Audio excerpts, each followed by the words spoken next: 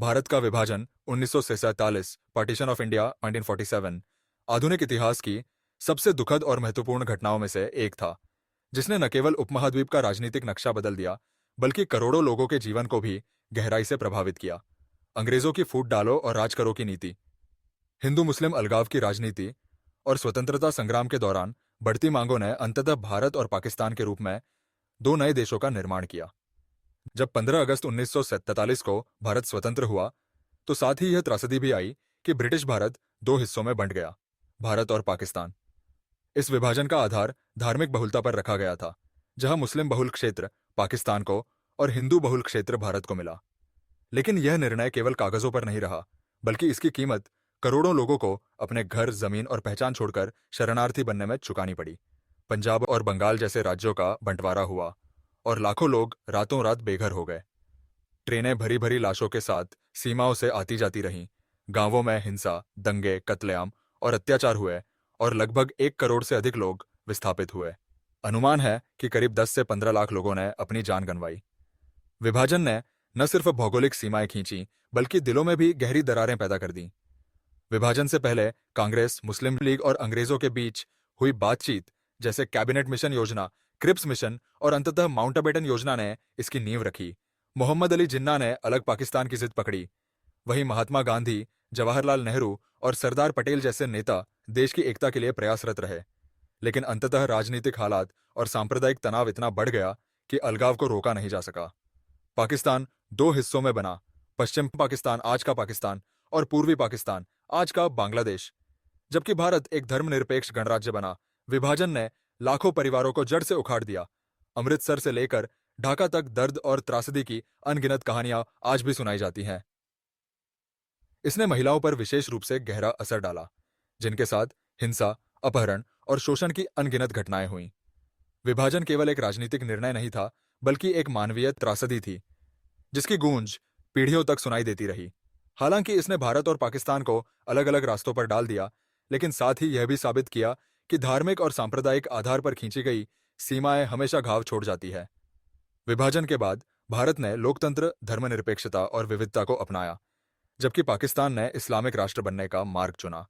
यह घटना हमें याद दिलाती है कि आजादी का जश्न कितनी बड़ी कीमत पर मिला, और यह इतिहास केवल किताबों का हिस्सा नहीं, बल्कि करोड़ों परिवारों की निजी पीड़ा और संघर्ष की कहानी है।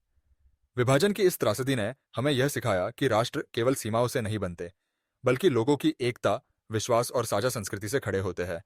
आज भी भारत और पाकिस्तान के बीच राजनीतिक तनाव, सीमाई संघर्ष और सांप्रदायिक मुद्दों की जड़ें कहीं न कहीं 1947 के उस विभाजन से जुड़ी है। लेकिन इसके बावजूद यह भी सच है कि विभाजन के बावजूद दोनों देशों की साझा संस्कृति, भाषा, खान-पान और परंपराएं हमें एक गहरे इतिहास से जोड़ती है। विभाजन ने भले ही हमें अलग-अलग रास्तों पर डाल दिया हो, लेकिन यह कहानी हमें हमेशा यह सोचने पर मजबूर करती है कि अगर यह विभाजन न हुआ होता, तो उपमहाद्वीप का भविष्य कैसा होता।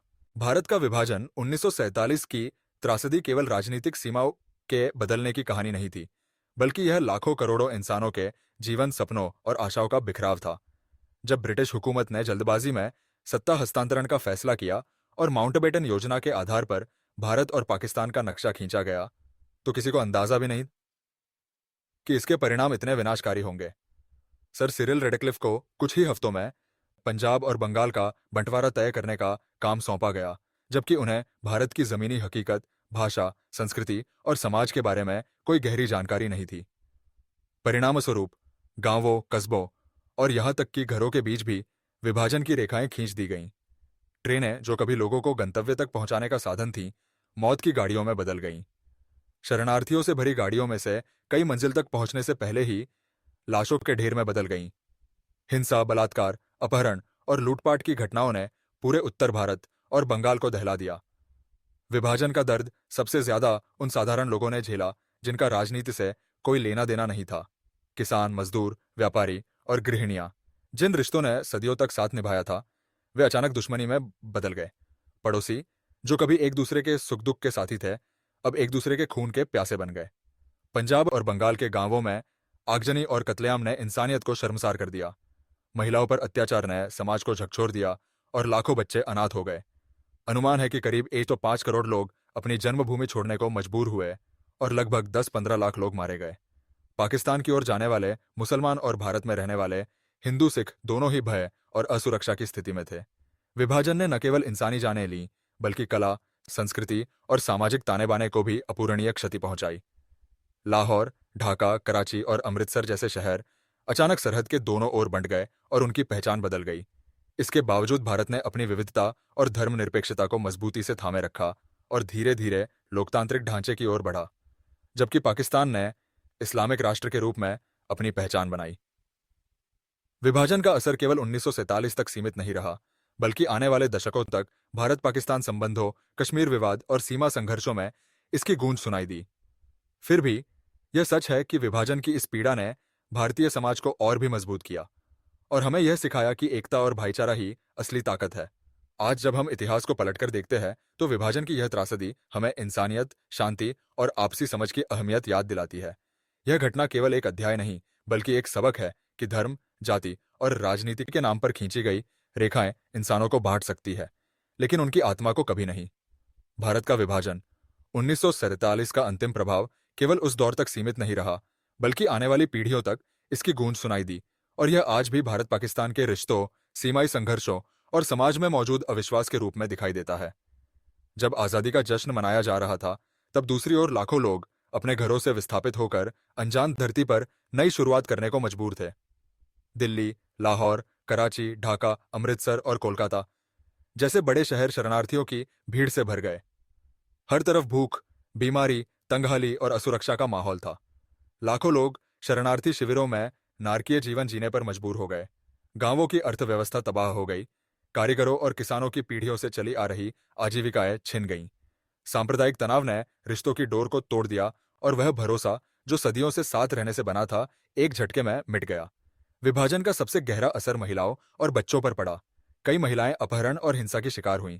बच्चों ने अपने माता पिता को खो दिया और अनगिनत परिवार बिखर गए।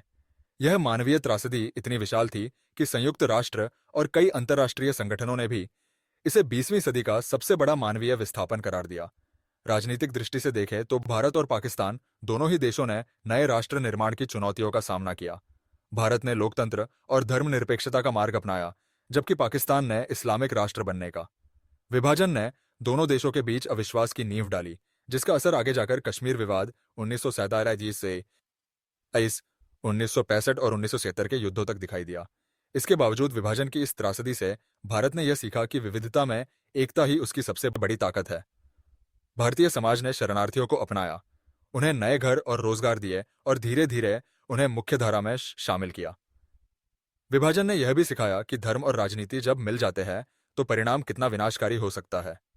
आज जब हम पीछे मुड़कर देखते हैं तो यह एहसास होता है कि आजादी की कीमत बहुत बड़ी थी और उस कीमत में लाखों मासूमों का खून, उनकी पीड़ा और उनके आंसू शामिल थे। विभाजन की यह कहानी केवल आंकड़ों की नहीं, बल्कि इंसानियत की सबसे बड़ी त्रासदियों में से एक है, जिसने हमें हमेशा के लिए यह सबक दिया कि भाईचारा, शांति और आपसी समझदारी ही किसी राष्ट्र की असली पहचान है। इतिहास के इस अध्याय को याद करना इसलिए भी जरूरी है ताकि भविष्य में कभी भी धर्म, जाति या राजनीति के नाम पर इंसानों को बांटने का दुस्साहस न हो। विभाजन हमें यह याद दिलाता है कि आजादी केवल राजनीतिक आजादी नहीं है, बल्कि यह इंसानों के बीच विश्वास, अपनापन और साथ मिलकर जीने की आजादी है। इसलिए भारत का विभाजन 1947 आज भी एक ऐसा अध्याय है जो हमें चेतावनी भी देता है, सिखाता भी है और एकता व इंसानियत की अहमियत भी याद दिलाता है। हम आशा करते हैं कि आपको हमारा यह वीडियो पसंद आया होगा। अगर आपको हमारा वीडियो अच्छा लगा हो तो अभी हमारे YouTube चैनल स्किल करियर को सब्सक्राइब करें, वीडियो को लाइक और शेयर जरूर करें। हमारे साथ जुड़े रहें और ऐसे ही शानदार और ज्ञानवर्धक वीडियो देखने के लिए स्किल करियर के साथ बने रहें। धन्यवाद।